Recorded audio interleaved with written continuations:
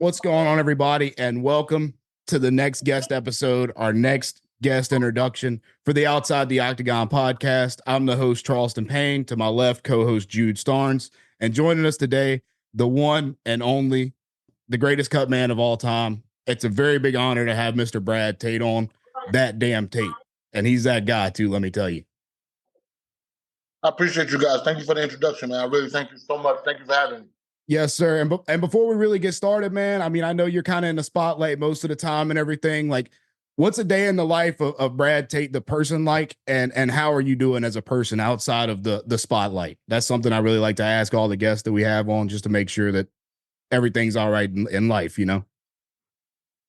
What do you mean? How am I dealing with it, or what? Like how are you doing in general? Like how is the man, Brad Tate?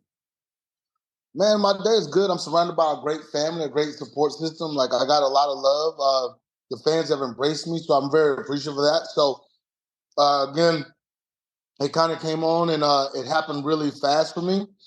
And I'm trying to, like, go with it. But, like, man, my days are just simple, man. I keep it very simple. I keep it very happy and lighthearted. So I don't let too much bother me.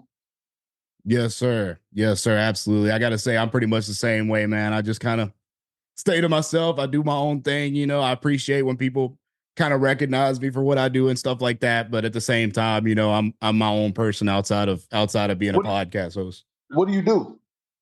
So I do this really like on the side right now because I'm really just trying to get started in it and stuff. Like I said, you know, before we started, we've been doing it for a month and a half or since April 1st. So I guess 2 months now. But I work at a little golf shop and stuff right now, like kind of do full-time work over there. I go to college. Jude goes to college as well. We're here in Baton Rouge, Louisiana. I don't know if you're really familiar with the area, but I am. How y'all dealing with all the rain?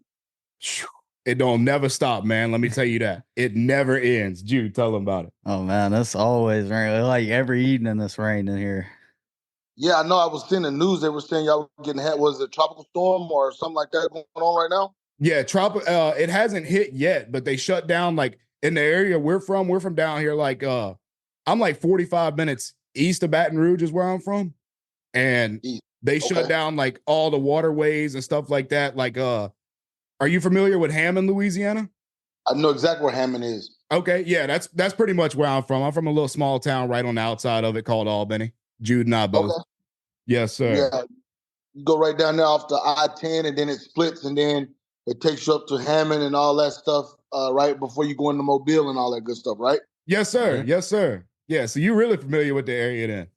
Yeah. So I used to drive the Octagon. So some years back, I used to drive the Octagon around to all the venues and stuff. So I would do that corridor a lot when we go to Jacksonville. I would drive down always on that Friday evening coming into it is Baton Rouge, coming in there. You know how the I-10, how you come off that bridge and that traffic is like a nightmare trying to get over there because everybody's trying to get on the 10 and keep going. Man, like I said, we're based in Baton Rouge now. I live out here. I go to LSU and stuff. And let me tell you, that traffic does not stop, brother. How's y'all's football team looking this year? Is it going to be good? I'll tell you this, man. I'll tell you this. I'm really excited. I'm excited to see what we're going to do. I know they expanded the playoff and everything. And I don't know, are you a big football guy? Oh, yeah. Huge football guy, man. I love football. I know y'all got Kelly down there. I hope Kelly, I don't know, man. I think y'all missed on that hire. I'll be very honest with you. You know, I don't know why they went to get him at Notre Dame. I don't think he was ever successful at Notre Dame like they wanted him to be. So I don't know why LSU would go and spend that kind of money on him. I love it.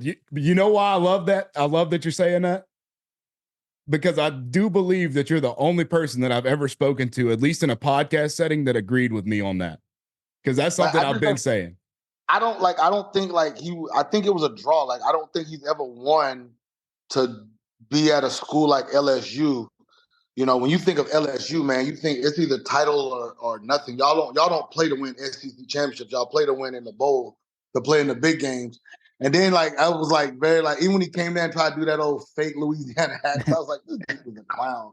No, so I don't know if I don't even know if they're going to embrace him like they would, man. He's not a Southern boy. You know what I'm saying? So yeah, and I didn't fit. And one thing about it, man, like the first day he came down to Baton Rouge, he did the whole Southern accent thing at an LSU basketball game. And us That was students, terrible. we get the free tickets and stuff for student section basketball. So I go to the student section. I'm in there at the game. I'm way down low and everything. And I hear him do the Southern accent. And I was like, oh, like I probably would have liked you a little bit more had you not tried that. Yeah, that was a Yeah, little weird. he came in trying to win y'all over with that, bro. You're not from down here. You don't know about the boudin and the po' boys. So like it's kind of pointless for him to even try to do that. You know what I'm saying? Yes, sir. Yeah, no doubt about that. So we talking college football. You got a team in particular that you kind of favored or you kind of like?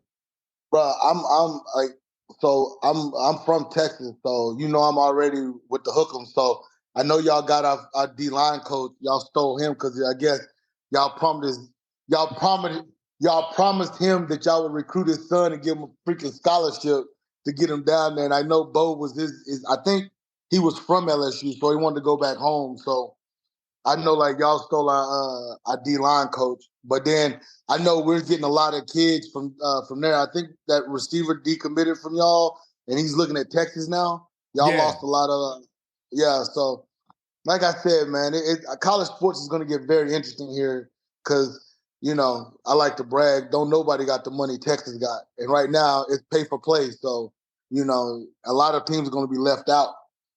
And another thing, man, a lot of people say Austin, Texas, the place to be right now. I mean, like when you think about guys like even Rogan, for example, a guy that's kind of in your field, you know, like Rogan moved all his podcasts and all that stuff down there to Austin. So Man, Austin is good, but I'm telling you right now, there's so many people from California moving to Texas. It's kind of that's weird right true. now. You know, they're driving the price up. So if y'all, like I said, if Baton Rouge is a nice area, man, keep it to yourself because you don't want these people from California moving down there and taking over. Man, amen to that, to be honest with you. I wouldn't say it's the nicest area though. They could have Baton Rouge. Nah, bro, Man, you don't. Like I said, y'all say that because y'all been there, man. But like, I know when I've ever driven through there, besides the traffic part, like the food is second to none down there, man. Like I remember we had a show in Louisiana, I mean in New Orleans, and we went to this restaurant called Mother's. And man, everybody in the UFC went to that place every day because it was so good from the gumbo. We just went in there and like it was crazy because if you came at a certain time, they would run out of food. And you would just go there and they'd be like, yo, we want the gumbo. We ain't got gumbo. Like, what do you got? They'd be like, we got some chicken left. Like, give it to us. Like, it was so good, man. Everybody loved being in Louisiana because the food is so good. I mean, there's a place, uh, God, it's probably like an hour west of Baton Rouge, and it's a truck stop. It's a Sinclair truck stop. And I know they got like the best boudin sausage I've ever had, bro. Like I literally stopped there, got 3 sausages, and was driving and ate them so fast, bro. I was 20 miles down the road, no lie, turned around and went back and bought the rest of them. Yes, man, that's That is the true story. I was like, this shit is so good, man. The crawfish, the fried shrimp, the tartar sauce. Man, I love Louisiana. The food is second to none down there.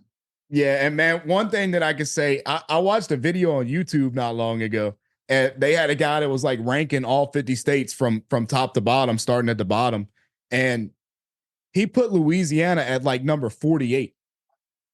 And I was like, what is going through this guy's mind? So then I was like, after I heard that, I was like, no, I don't even want to watch it no more. So then I turned it off and I was like, wait, I got to go back again. I got to see what he had at number 1.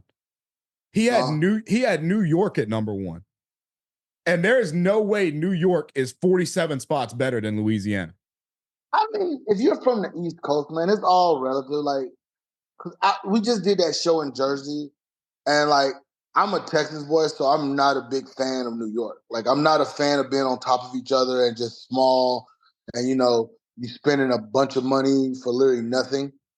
So for me, I like my space, but like, I mean, New York does have good food, but I wouldn't rank it like that. Like for me, like I said, Louisiana's got to be in the top 10. Uh, and then I don't know, man. Like I like Texas for the barbecue. I'm gonna always put Texas up there because I'm a Texas boy. But as far as like all my travels where I've had like good food, where I was like Louisiana was up there. New York is cool, but I enjoy Vegas. Vegas kind of has everything. Uh, That's a tough question, man. Where the best places to eat? I'm gonna just give it to y'all, man. Louisiana. Like I gotta say, Louisiana is the best. Texas and Louisiana for me. Chicken fried steak, or yeah, like so. I don't. Yeah, yeah. I would go with. It's somewhere in the South, brother. It's got to be in the South. So I Alabama. agree. It Yeah. has to The be South got South. the best food.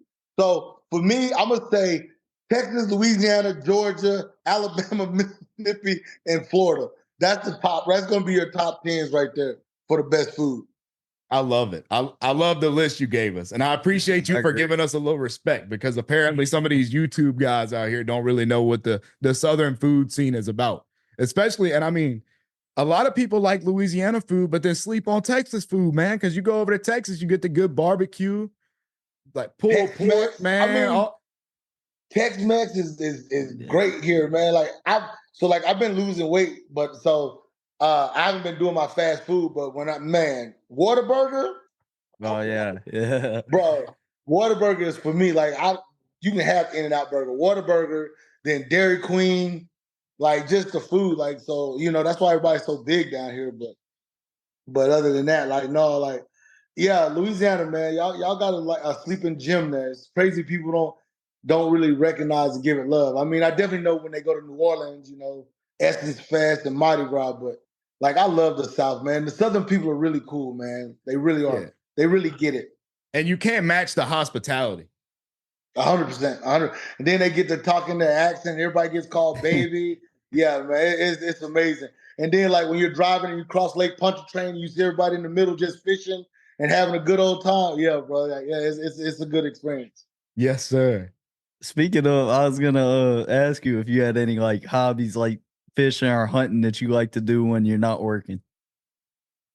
Man, when I'm not doing a show, man, I'm a big reader. I'm an avid reader. So I'll read, I'll probably read 6 or 7 books at one time. But I'm not big on hunting, but I love being by water. So when in Florida, I'll go to the beach and just chill. I had this little place in Oklahoma, Lake Murray, that was a lake house, and I would go over there and just chill by the lake. So when I'm not doing something, man, I like to read and just kind of be by myself. I love going to movies. I can go sit in a movie theater all day too. So anything to just kind of decompress and just take a step back is something I'll do. Yes, sir, man. I mean, what's your main genre of books that you get into? That's really interesting about you, that I'm sure not a lot of people really know that. So for me, I'm gonna read anything that's gonna make me grow. I love nonfiction. I love I was big on mafia stuff, but I pretty much read most of that. I love military because I come from a long family full of military. My brother's an officer in the Army. My dad's retired. Sister was in the Air Force. So I do that, and then I love true crime, but I love stuff right now. I'm reading philosophies like Marcus Aurelius, Meditations, the Stoic, stuff like that. Things that I really Even if you go on my Instagram, you see me always posting inspirational stuff, and then you see me posting the dumbest thing. So you're like, man, this guy can be so smart on one hand and then a complete jackass on the other. I like to keep him guessing. Yeah, I mean, no doubt about that, man. And that's one thing that really stuck out to me about you, is how you really have used social media to build a brand around yourself and the person that you are. Because I mean, it's incredible to be able to in the opportunities that we have now with Instagram and Snapchat and Facebook and YouTube, it's incredible to be able to connect with people without even really being able to be there. And it kind of gives you a more open end to a person that you enjoy seeing a lot of. Well, I mean, I will tell you, not everything on Facebook or Instagram is real, because social Right. media is exactly that. I like to be genuine, and I think that's why I've been well received, is because what you see is what you get. You shoot me a message. If I'm not busy, I'll respond. As long as it doesn't get to the point where it's too crazy, where I'm I've been asked a million questions, but I embrace that, man. I hope I never get to a point where I forget about this. These moments matter to me, and don't get me wrong, you take a guy like those guys that are A-listers, it gets old, man. You can't respond to a million people, but right now it's small for me. So if I can talk to people and converse with people, I want to do that. I never want to ever get to the point where I don't want to enjoy talking to people, because I still want to learn and I want to know, and that's big to me. So for me, with social media, I'm very genuine with it. I keep some things private. Like I'll never post like my family and that, but like Right. the shows and me at the shows interacting with the fighters, that's all very genuine. Right. Yeah. And one thing I was gonna say when we was talking about books, you say you brought up military books. I like to read here and there. And a book that I was gonna suggest to you if you haven't read it before is it's called Marine Sniper. 93 confirmed kills. It's about Carlos Hathcock. If you like Vietnam, I've read about Half Pipe. I it's remember really that good. book. I remember when he was hunting that one female lady, and like he was like out in the bush, and he was like laid in the sun for like 3 days and got sunburned and ate by ants, but he was like inching because he shot like a general, but he like had to step out, and like every day he would only move like a couple of feet to get into position. Yeah, they had people Hello? walking over the top of them. Oh yeah. I remember. I have read that book before. It was really good. Yeah, I Like really like another good book, like every SEAL that's read, is called Men with Green Faces. Like that was a very good book. So most Navy SEAL guys have read that book. So if you haven't read it, it's a really good book. Men with Green Faces. Men with green face. I'm about to save that right now. I'm about to write that down real quick. It's a really good read, man. You'll enjoy it. Yeah, I got that wrote Put it down. down. Yeah, I was a big Carlos Hathcock fan, though, so that's why I read that book. I really like Carlos Hathcock a lot. Man, his story was pretty amazing. I liked it. I did read about it. He got so many crazy ones. Then he got the one where he shot through the other sniper's scope and everything. Yeah, That was I crazy. remember that one. I remember that because he was in Vietnam, and I remember like one of the deadliest Vietnam snipers was a woman. Yeah. I remember that story. And then I remember him with the guys going up the hill. So yeah, I remember a lot of this stuff. It was a very good read. Yeah, that was a good book. And then the thing about it is like you look at a picture, he was just a little guy. Like he was like this little wiry guy, but he was the deadliest sniper, man. It was crazy. And he is from the middle of nowhere out in Arkansas, kind of like us here in Louisiana. Yeah, one shot, one kill. That's why like I saw that post on Instagram and they divided the United States up and they had the South and the Northeast and the middle. They were like, if we went to war with each other, who would win? I'm like, the South, of course. Yeah, like sure. Like, who's gonna debate that? Like, but people will. Like, you got East Coast people talking trash. I'm like, bro, it's the South. Listen, the South. Nobody is better than the South. You guys hunt for fun. Like they've been doing this. They were born to do this kind of stuff. Yeah, like we hunt to go eat. We hunt to put food on the table around here. So like, I mean, we different, man. And you say you from Texas and stuff, so you know how it is. Yeah, 100%. Everybody in Texas has a gun. Oh yeah, man. I had one of my friends come by one day. This is probably going to get demonetized right here from talking about all this stuff. But who cares, man? But we were talking, and he's like, man, like what's your stance on like guns and stuff? I was like, which one you want to know about? The kitchen, the bathroom, the bedroom? Oh yeah, everybody has guns, man. I definitely, like I said, I don't get political, but yeah, everybody should have a gun. Yeah, I mean this time of age. Yeah, that's common sense. I mean, you are your own militia, like not that you should go do something with it that's ignorant, but like you should have it for your own self-defense if need be, because today is getting crazy. And that's one thing that Louisiana just did. And again, not to like really go into political or anything, but they did the same thing that Texas did recently and opened the concealed carry law. Oh, wow. It's like concealed carry for everybody. So congratulations on that. Yeah, I've been noticing like Louisiana's been doing a lot of stuff. Like, again, like Louisiana will take 2 steps forward and then take 8 steps back, and then they'll do this. But I mean, again, what can you say, man? Y'all got the parishes down there. You got a different set of law, but I mean, it's still good. I've always enjoyed Louisiana. The boot. DC's from Louisiana, so he always reps Louisiana. Dustin Poirier is from there. So, you guys have a lot of good fighters come out of there, and they've always shown love to Louisiana. Oh yeah, man. I mean, you can't leave the place and not respect it, Yeah. Yeah, we actually had a guy from the same hometown as us, a little small hometown in Louisiana called Albany, and Kurt Hollabaugh. He won the Ultimate Fighter, and he's from the little town we in. Oh wow, amazing. Yeah, he won. I think it was last year or year before. I think it was the Ultimate Fighter 31 is the one he won. Okay. The lightweight guy. Has he been back there? Is he still there? Or did he leave? He fought in April. He I fought wanna at say. 299 for the Ultimate Fighter. And then No, he's been in and out he fought, or not, maybe not 299. It was the O'Malley fight. yeah, it was O'Malley Aljo in Boston is whenever he fought for the Ultimate Fighter. 299. Okay. Oh, nice. So let me ask you guys, how hard was it to start a podcast? Like, how did you guys do it? Like, what all do you need to start a podcast? So, because I see everybody's got podcasts now. So this is something that I've been doing. Me personally, I started my first podcast when I was 16 years old, sophomore in high school. So what happened was, to get started, this is actually a really funny story, and I'm super glad that you asked this, to be honest with you. I saved up a lot of money, and the PlayStation 5 was just coming out. Okay. I saved up my money to go get the PS5. I go sit outside of the GameStop. I sit there. I get there. It was Thanksgiving night, so that Thursday night, and I guess it was 2021, somewhere in that range, or 2020, I guess. And I'm sitting outside of GameStop. I get there Thursday night at like 6, 7 p.m. I'm the third person in line for the PS5. And I stay out there all night long. 7 a.m. is when they open the doors. They open the doors. When they left that night before, they didn't tell us how many they had. They come back the next morning, open the doors. We got 2 PS5s. We got 2 Xboxes. And I was number 3 in line for PlayStation. There was a separate Xbox line. And there's like, by this point, there's like 50 people in line. And nobody realized like how little of a quantity these stores would have, because there was no access to the actual numbers that they would get, like I said.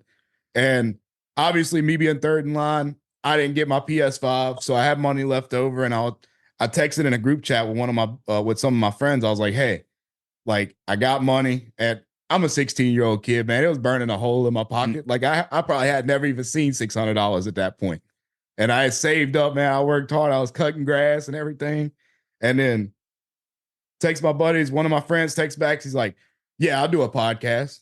So I get on Amazon. Spent $400 on a soundboard, which not this soundboard, because this one's way more pricey. We made a few upgrades and stuff recently. Soundboard, some extremely cheap microphones. I got a decent laptop. I mean, just like the basics, like the bare necessities of it. And over the last 5 years, I've been blessed to be able to upgrade the setup, get some more stuff coming in. I got the SM7B microphones, which is the same one that like a lot of podcasts use. Like, I don't know if you know the Flagrant podcast with Andrew Schultz. They use them. Rogan uses these. So I've been blessed to get up to this point. We got the soundboard upgraded now. Like, I have different sound bites and stuff in there. I'll let you hear this one. I don't know if it'll let you hear it through the computer or not, but we'll try it. Let me know if you can hear it. The king is back. Yeah, we got that one in there. So like, I could throw different sound bites in. Like I got like an air horn. Oh wow, okay. Yeah. So how much do you think it takes to start a podcast? What does it take? How much do you think you need? If you want to start with a really good setup, you're looking at probably around, depending on how many people you're going to have on at a time. If it's you and a co-host, you and one other person at a time, I would probably say you'd need, for a great setup, probably around $1,500 to $1,700. But if you want to start out the way I did, you could go the route I went and start out with bare necessities, like not that great of microphones and everything else. I mean, I have the microphones and stuff. I could show them to you post episode or whatever, but you could go with just the bare necessities and you could get into it for probably around $400 from there. Nice. And now you're just in the process of just building, right? Right. Yeah. I mean, we're just building the brand, building around what we have. I started off, when I started, like I said, I had just the cheap microphones and stuff. I got one of these 7Bs. I got another one finally. Then I got another soundboard and just kept growing from there, man. Man, that's awesome. I love to hear that, man. That's why, like, I really do enjoy coming on these kind of podcasts, man, because you never know, like, in a couple of years you'll blow up or whatever. So I really enjoy that, man. Like I said, I really enjoy learning. I love learning from people, and I love talking to people. Like I don't mind doing the podcast at all. Sometimes I know everybody wants to talk MMA and this, but I like just to talk to and learn from you guys. And you guys got a story too, man. Like, it's not always about that. So, and again, I really can't thank you guys enough for it, man. And like, there's so much for us to talk about. I mean, MMA is just a small little area about it, but I know that's what you guys want to talk about. So if you have questions about MMA and whatever you guys would like, I would definitely answer them for you. Okay. Yes, sir. I mean, we got a few that we had kind of debated about before. So if you want to kind of move into that a little bit, No, if that's cool with you. Shoot. Yeah, I'm cool. Yeah, go ahead. I mean, the main one I wanted to ask is how did you get a start in what you do? Like, how did you become a cut man? I know obviously you're like a certified EMT, right? Yeah, I was a paramedic, man, and like I said, I've told this a lot. Like I was a medic, and I say that not every medic is going to be a cut man, but the process that I went through is I was a medic. I was giving fighters IVs, and then I realized I wanted to be part of the show. So I went to Bird and was like, "Hey, what can I do in this company? I would like a job here." And I was like, I'm good with blood. I'm a paramedic. I could do this. And he was like, "Hey, you got to learn how to wrap hands and then work these smaller shows." And so that was what was integral with Jackson's Wink, because I could go there, and at that time they were the gym to be, and they had all the fighters in there. So, and it sucked because I would be begging those guys to like let me wrap their hands. They get the hell out of here. And so guys that were small would do it, and I had to buy the gauze and the tape and slowly work my way up. And then Melvin Gillard liked the way I wrapped his hands, and I could fly. So I would go to the shows, and he told Bert, "Hey, I want this guy to wrap my hands." And the rest is kind of history, man, from there. But I just didn't give up and kept doing it. It took me about 6 to 7 years once I finally started wrapping hands and working on smaller shows to get that call to come up to the UFC. Yes, sir. Yeah, that's really inspirational and stuff. And like I said, we really appreciate you being on and everything. And that's kind of why we came up with the name Outside the Octagon podcast, because we wanted to talk about stuff like we talked about today, just chat with people that has to do with MMA and try to, because everybody obviously is going to ask you about MMA. So we want to give people the opportunity to hear about what these MMA fighters or people in the MMA profession do on the everyday. No, I love it. I love it. I love the way you guys are going. So it's a pleasure of mine. I love what you guys are doing. Yes, sir. Man, I really appreciate you saying that. I really do appreciate it, man. And then there's a couple more that I had, and I know Jude's probably got a few that he wants to get off for you about MMA. But one thing I wanted to ask is if you could do anything different or take another career path. I'm pretty sure I could probably answer this question myself, but if you could do anything different or take another career path, would you do it? I don't typically have regrets. I wish I could have done some things differently, but I'm pretty happy with the way things turned out. So yeah, man, I'm blessed where I'm at, and I'm only going to keep getting better. So I'm happy, man. The final chapter is not written yet. We don't know how big we're going to make this, and hopefully with your guys' help and everybody else, man, we can get it bigger. Yes, sir. I mean, that's what we want to do, man. We kind of noticed that like MMA is really like the UFC and stuff is on a rise right now. Like it's being more talked about. Like it's becoming more and more prominent every day. And it was kind of like the perfect time for us to jump in. And then that's whenever I originally reached out to you and stuff like that, right? Whenever the ideas were flowing about us getting started. And that's why I'm really honored to be able to have you on and be able to be face to face with you and kind of talking about some of these and asking some questions, Yeah, brother, no problem.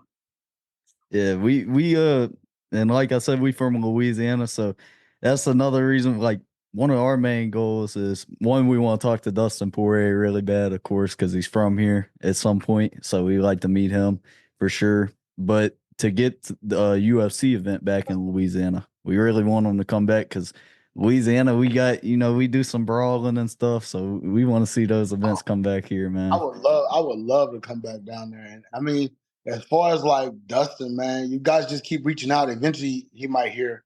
So that's the thing too. Like I tell people, like when people like reach out to me and they're shocked that it's me, I'm like, man, you got to keep doing it. It doesn't hurt to ask. I mean, eventually he might see it. Eventually he might say, yeah. And eventually he might give you guys his shot because he's really big about that. He gave somebody an opportunity. So that's the cool part about this sport, man. That's what I love about MMA. Yeah, we've actually been really blessed with the fighters coming on. Like we've had Liz Carmouche, she was one of the first women's fighters. Then Miranda Maverick, we actually so we was asking about her companies and stuff, and we actually struck up a deal and we got sponsored by our pickle company like this early on. That's not something we really anticipated coming so soon. And it was just like crazy. It was like, man, we can really do something with this podcast. Like we're getting sponsors this quick. If we just stay consistent and we don't get like, just like down about being turned down sometimes and stuff going wrong, we could really do something with this. So yeah, consistency is the key in this sport and in life. Consistency, bro. You got to keep doing it, you know? Yeah, man. I mean, I've always lived by that. And that's one thing that before we started this podcast, Jude and I made a promise like, hey, like if we're going to do this, we're going to drop every episode at the day, at the time we say we're going to do it, unless there is like an absolute emergency. We're not going to miss an episode. We're going to stay consistent. We're going to stay on our path. I appreciate it. Yes, sir. One more thing that I have for you, or actually I got two more for you for sure that I want to ask. I wanted to talk about one fight that when I really started paying a lot more attention to MMA and stuff, right whenever we're about to start the podcast, the Robert Whitaker-Paulo Costa fight. You were in Robert Whitaker's corner as the cut man. And Whitaker got caught with that spinning heel kick to the head. I don't know if you remember that or not, but when he got caught with that, it was right before the end of the first round. He was like absolutely in a daze. What's going through your mind at that moment as the cut man, knowing that you were about to hop in the octagon and that kick just landed with 1 second left and you got to try to settle this guy down? And obviously it's his coaches and trainers' job to help do that, but you're you're the paramedic in this situation. So like what's going through your mind to kind of slow the process of what's going on now? Man, I just read about that today where like military and Navy SEALs, it's like calm. The leader or whatever is calm. So like for me to have a calm demeanor, you know, so when you see things happening like that, like you got to try to stay calm. Like it does mean, and I've gotten frantic in the corner before and it didn't go well. So for me, man, you take a deep breath and you just go in there and you just stay calm. You know, you look at him, you get him to sit down on the stool, you center him, and you just go to work on him. He's a professional. All the guys are professionals. He's going to sit on the stool. He knows what's going on. He knows what there, and he knows that I'm there to help him. So he's going to let me help him. He's going to receive it. I'm going to stay calm. He's going to get instructions, and then he's going to come out there and continue to do what he's going to do. yeah, and one thing I was gonna ask you, kind of MMA based, is like, is there any like challenges? Like, is there anything that's in particularly challenging to you is at your job? Like, Yeah, like if the fighters don't face me, like if they stand and lean on the cage, like Kevin Holland's really big about that. Like if they don't sit on the stool or whatever. But honestly, man, from my years of being a paramedic, this is still a sport. So there's not life and death. We say that, but I mean, the toughness of the job is the personalities of, you got a lot of personalities and you are basically with these people more than you are with your family members. So sometimes, that's kind of something, but it's fun. But for me, no, man, like there's challenges, but you just take them in stride. Kevin Holland won't face me. Hey, and you got there. So you assess the situation and you act accordingly. Like if he's cut, if a fighter's cut, then they'll sit. If he's leaning against the cage and facing the cage, he's really not that bad off. So, and again, man, I'm still learning. Like I love to get everybody's like, you're the best, you're great, but I'm still learning. There's still things that you will learn because no fight is ever the same. So you got to stay humble and you got to stay willing to learn and be a student of the game as well. Yes, sir. One thing that caught me off guard that you did, back to kind of social media and everything that you do, you got me good, man. We started our podcast April 1st, and as soon as I finished recording, that was probably a couple weeks after I'd first gotten in touch with you. We finished recording. I get on my Instagram, on the podcast Instagram page that we had just created. I'm scrolling through, and one of the first posts I see is your post, and you have the Bellator logo up. Oh, yeah. And you said you was making the move to Bellator. And I knew from that moment, I said, the day I get to interview Brad Tate, I have to ask him why he did all of us like that. Man, because that's my personality, man. I love to have fun. I love the smile is genuine. I was a class clown in high school. I was a class clown all in life, and I'm still a class clown. So again, like I said, my Instagram is genuine and it's me. So I thought it would be funny. You know, a lot of people were like, and it was funny how everything really like people really were. There were fans that were like, "Are you serious?" And I was like, "Bro, April Fool." And they're like, "Oh, April Fool's a good one." You know, so man, I like to have fun. Some of the jokes hit and people laugh. Some of the jokes don't hit and people like, "What a dickhead move." So even when I'm commenting on a lot of the posts, man, like sometimes it's funny and sometimes like, you know, but you get me. I'm 100% me. So, you know, it is what it is. And I just love enjoying life, man. I love living and I love having fun. And that's one thing I appreciate about you, man. Like every social media post you make, you could just tell that it's really genuine and it's really you, you know? And like, Yeah. and I appreciate that about people that don't put on a facade or anything whenever they go into their social media life, because a lot of people will do that. And you know that we spoke about that earlier in the episode. And one thing that you do from what I see is you seem to always keep it real, whether it be on your post, in the comment section of another post, or wherever it may be. You're Brad Tate 100% of the time. Yes, sir. That's all I can be. Yep. 100%. Thank you. Amen, man. Amen. I love it. I love it. Got a couple more things that I have for you. First thing that I want to say right quick is about the fans getting the whole Cutman rundown whenever you're going into the venue. You know, I've seen some of the videos you post. Like, what are your thoughts on that? What do you mean? Like whenever a fan asks you, "Hey, like, can you get me right with the Vaseline and stuff like that you use?" And I love doing it, and I'll be very honest with you. It's just as exciting for me as it is for them. So when I do it, but I'm still like shocked, like, you really want me to do this? And I'm like, you got like, as a kid growing up, man, I used to hate when my mom would like slime me with grease. And now you got people like, put grease on me, you know, and it's like, all right, you know, but I love interacting with the fans and I will never change. Like, I love that. I mean, and most of the fans are respectful. Sometimes they'll say something, you like give them a look like, are you serious? Sometimes they'll have a couple of too many ones to drink and you're like, bro, come on. But I will never change. I really, really, truly enjoy interacting with the fans and it's fun. And I wouldn't be here if it wasn't for them. So I'm always going to take that moment. You know, like I try to acknowledge every one of them. I try to shake every one of them's hand. I try to, whatever I can do to make a fan feel like, hey, he got the real Brad Tate and he got a great MMA experience, then I'm going to do it. And I'll say again, I enjoy it just as much as them. I really do, man. Like when I wrap a kid's hand, he's lighting up. Bro, the inner kid in me is happy as well. Like, you know, I'm a football fan. I could not imagine playing catch with Tom Brady or Troy Aikman or, you know, catching a ball with Emmitt Smith or something like that, or hanging out and chopping it up with Lawrence Taylor. So that's kind of great for me to keep that in the back of my mind. And so when I'm at an event and someone's talking to me, man, it's just great. Like I'm like, hey, you know, so and I love that. I love that feeling. It's just as much fun for me. Hey, you say you love football. You're gonna have to I don't know if you've heard this or not, but Tiger Stadium is the loudest stadium in college football. They say you're gonna have to come catch a night game down here one day. You know, I really want to. I got a lot of friends. I got friends that played at Auburn, and I definitely heard that y'all are a rowdy bunch. So I definitely want to experience that. I know I went to the Texas LSU game when LSU played Texas here. So we kind of got a little bit of a rivalry because I remember something about the kids drinking the water or whatever. But I really like college football. I enjoy college football more than I actually do the pros. But like I said again, man, life is about experiences and moments, and I definitely enjoy giving moments and experiences with people.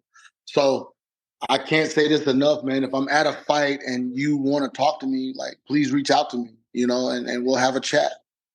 yes, sir, man. And that's awesome about you. Like I'll tell you this, whenever I first reached out to you, I was probably thought that there was probably like a 3% chance in my mind that I would get an answer. And you've been so incredible in the whole process leading up to this point to finally be able to get you on, man. I've said it a lot throughout the episode. I'm probably ringing your ears off with it, but it is just an honor to really be able to sit down and talk to you finally, man.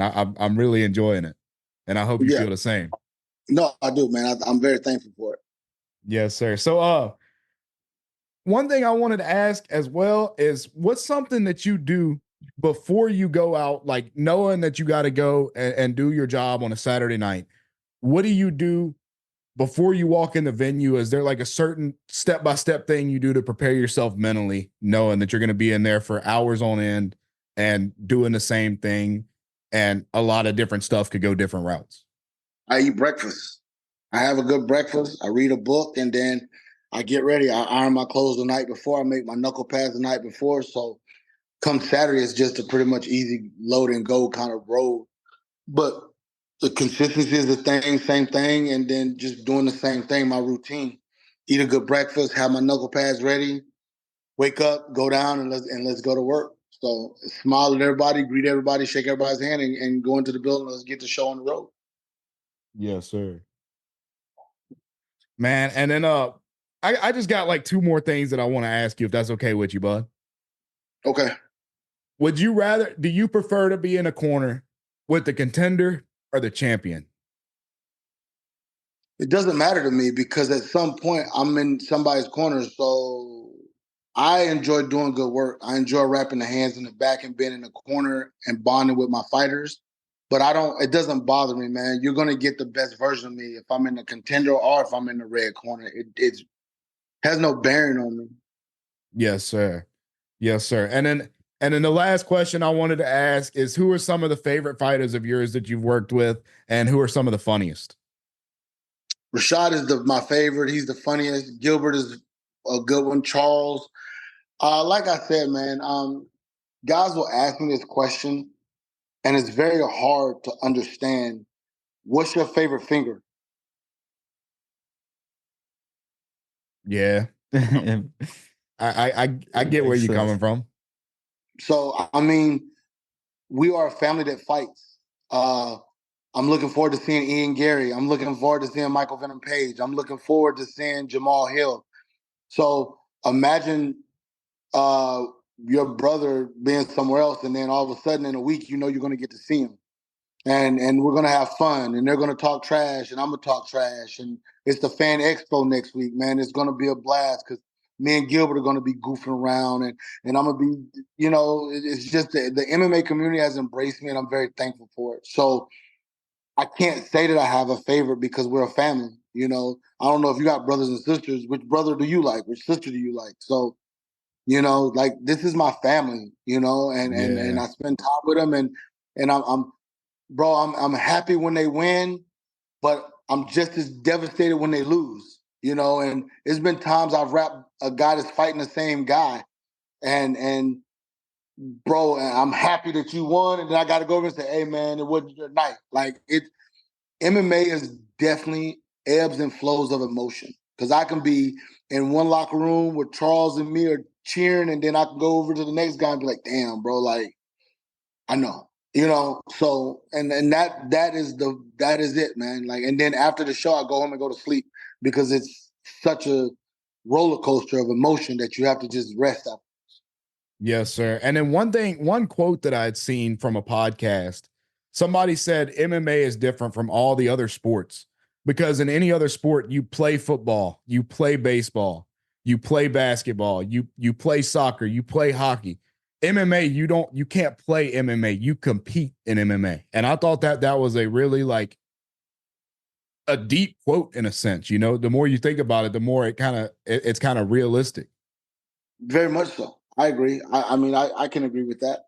But you compete in hockey and all those other things too. So, I mean, you can compete in football. You compete against the other team. You're competing against yourself. All sports have a competition, and the competition starts with you. Right. Yeah. I mean, that's very true as well, man. Yeah. But Brad, man, I greatly appreciate you coming on. I mean, it's been an absolute incredible episode. I hope you feel the same. I hope you enjoyed being here with us. Jude, you got anything else you want to say? I was just gonna say, I'm thankful for you coming on. I'm thankful for you being a part of the MMA community. We just need more people like Brad, man, because you're just a cool, down to earth person. I really appreciate that about you. I think that's why so many people in the MMA community admire you. I'll be honest with you, you'd be shocked. Most of everybody in the UFC and around is just like me, bro. They're all low. They're if you get to meet them, you'll be impressed at how easygoing they really are. Yeah, I mean, and I know we'll get that opportunity at some point very soon. You know, it's there for us. You know, the found, like I tell Jude all the time, man, the foundation's set. We just got to build the walls and ceilings around it.